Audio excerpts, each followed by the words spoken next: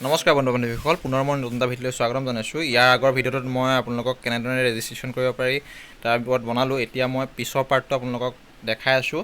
আপোনালোকৰ হাতত এতিয়া 10 ডিজিট মোবাইল নাম্বাৰ থকাৰ পিছত আৰু ডেট অফ বাৰ্থ আৰু 4 ডিজিট পিন নাম্বাৰ যিটো আপোনাৰ হাতত ৰেজিষ্ট্ৰেশ্যন কৰোঁতে আছিলে, সেইকেইটা আপুনি ইয়াত পুট কৰিব লাগিব। 10 digit mobile number, date of birth আৰু 4 ডিজিট পিন নাম্বাৰটো পুট কৰাৰ পিছত আপোনালোকে এখন ইণ্টাৰফেচ পাব। গতিকে মই আপোনালোক ডাইৰেক্ট ইণ্টাৰফেচলৈ লৈ যাওঁ। আপোনালোকক মোৰ অলপ প্ৰাইভেচিৰ কাৰণে সেইকেইটা দেখাব নোৱাৰোঁ, গতিকে আপোনালোকক ইটোতে লগ পাইছোঁ। আপুনি তেনেদৰে এতিয়া লগ ইন কৰাৰ পিছত আপুনি এনেকুৱা ধৰণৰ ইণ্টাৰফেচ এটা পাব। ইণ্টাৰফেচত প্ৰথমতে ডাছবৰ্ড থাকিব। মই এই নাম্বাৰটোত মানে এই লগ ইন আইডিটোত মই এখন কলেজৰ বাবে এপ্লাই কৰিলোঁ, গতিকে আপুনি এপ্লিকেশ্যন ছাবমিটেড 1 দেখাই আছে। যদি আপুনি এপ্লাই নকৰে তেনেহ'লে আপুনি ইয়াত নেদেখায়। আৰু ইয়াত পিছত আপুনি দেখিছে, পিছত এডমিশ্যন অফাৰত আপোনাৰ যেতিয়া মেৰিট লিষ্ট মাৰিব তেতিয়া ইয়াত কোনখন কলেজে আপোনাক অফাৰ কৰিছে সেইটো ওলাই যাব। আৰু ইয়াত তলত কিছুমান নটিফিকেশ্যন আপডেট দিছে।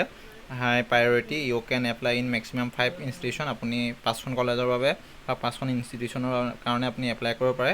তাৰপিছত ইয়াত ষ্টেপ কিছুমান দিয়া আছে। প্ৰথমতে ষ্টেপছটো কি, আপুনি কলেজখন চাৰ্চ কৰিব লাগে আৰু তাত ষ্ট্ৰীমটো ছিলেক্ট কৰি আপুনি তাত এপ্লাই কৰিব পাৰে। আৰু পিছত কি দিছে, you final submit selection will be confirm on time of admission only by the ইনষ্টিটিউশ্যনে আপোনাৰ ফাইনেল মেৰিট লিষ্টটো মাৰিব ইয়াত। আৰু ইয়াত লাষ্টত কি দিছে, প্লিজ ৰাইট ডাউন, আপুনি আপোনাৰ date of birth, mobile number আৰু 4 ডিজিট পিন নাম্বাৰটো আপুনি ভালদৰে লিখি থ'বলৈ কৈছে। ইয়াৰ পিছত আপুনি কেনেদৰে এপ্লাই কৰিব সেইটো মই আপোনালোকক দেখাই আছোঁ। আপুনি কোনখন কলেজৰ বাবে এপ্লাই কৰিব। ইয়াত আপুনি এনেদৰে ইণ্টাৰফেচ পোৱাৰ পিছত মই এখন কলেজৰ বাবে এপ্লাই কৰিলোঁ।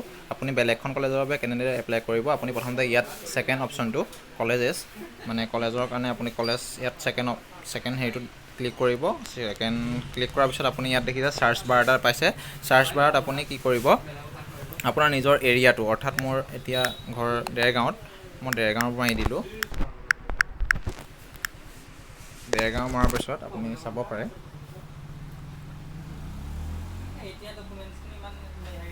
দেখিছে দেৰগাঁও।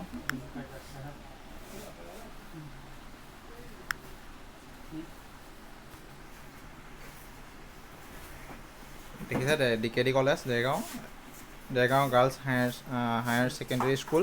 ঠিক তেনেদৰে আপোনাৰ চব কলেজ, দেৰগাঁৱৰ যিমান কলেজ আছে তেনেকৈ ইয়াত আহি যাব। আপুনি যোনখন কলেজৰ বাবে ছিলেক্ট কৰিব, ছাপ'জ মই এতিয়া দেৰগাঁও দেৰগাঁও হায়াৰ ছেকেণ্ডেৰীৰ কাৰণে এপ্লাই কৰিছোঁ। অলৰেডি মোক এপ্লাই কৰা আছে। গতিকে যদি গাৰ্লছৰ কাৰণে এপ্লাই কৰোঁ তেতিয়াহ'লে আপুনি ষ্ট্ৰীমকেইটা পাব, আৰ্টছৰ কাৰণে কৰে নে কিহৰ কাৰণে কৰে। ইয়াত আপুনি ষ্ট্ৰীম আৰ্টছত ছিলেক্ট কৰিব।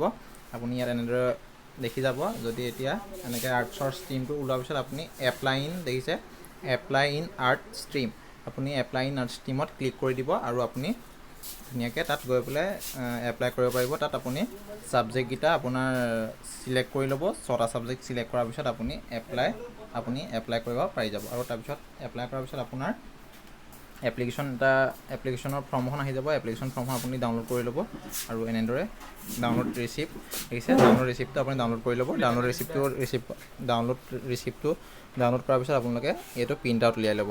আৰু গতিকে আজিলৈ ইমানেই। আৰু আপোনালোকে মেৰিট লিষ্ট মৰালে আপোনালোকে ইয়াত চেক কৰি থাকিব পাৰিব। মেৰিট লিষ্ট আপুনি মাৰিলে আপুনি গম পাব।